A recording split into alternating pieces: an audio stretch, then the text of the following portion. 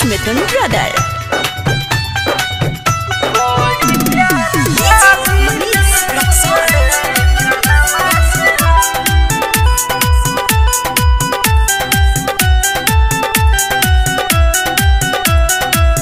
बड़ी प्यार करीले मुझसे कनवा से हम, बड़ी प्यार करीले मुझसे कनवा से हम। दिलवा में दिल बिया, दिलवा में दिल बिया बड़ा का जख्म है है। बड़ी प्यार करीले मुझसे कनवा से हम,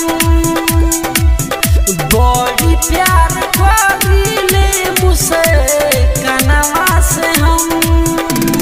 डीजे मनीष रक्सौल, अंकुश रिकॉर्डिंग स्टूडियो जादूपुर बाजार।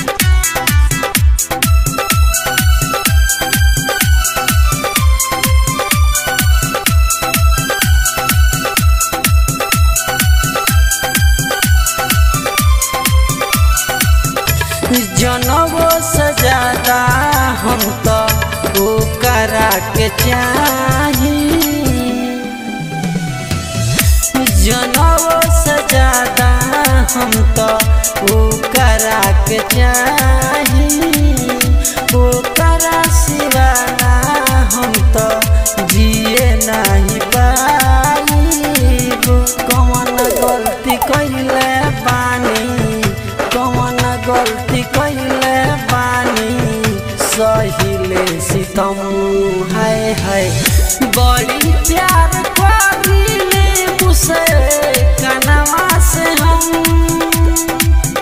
बड़ी प्यार करीले मुझसे कनवा से हम। डीजे मनीष रक्सौल,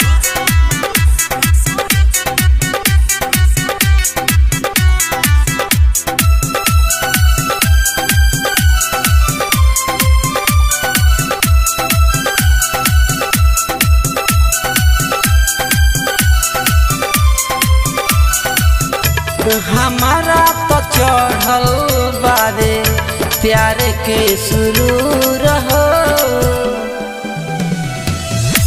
हमारा तो चढ़ल बारे प्यार के सुरूर हो।